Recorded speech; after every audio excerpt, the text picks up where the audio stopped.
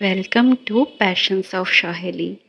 আজ তোমাদের দেখাবো বাড়ির বাইরের আয়রনের গেটটায় যে কলকাটা করেছি সেটা।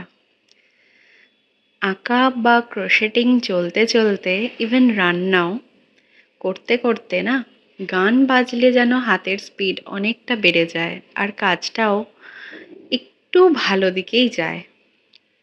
তো এই কাজটা করতে করতে একটা গান গুনগুনিয়ে খুব মনে আসছিল। আজ সাহস করে তোমাদের সামনে একটু গেয়েই দিলাম। খুব একটা ভালো পারি না গান গাইতে, তবু একটু চেষ্টা।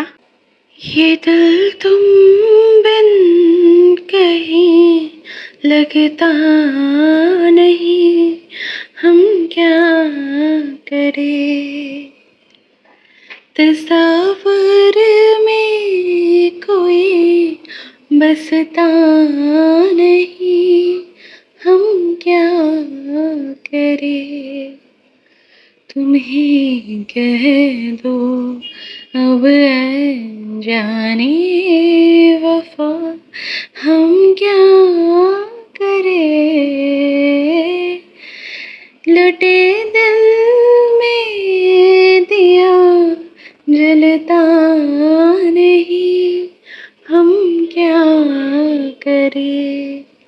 তো গাইতে গাইতে কলকাটা ফিনিশ হয়ে গেল।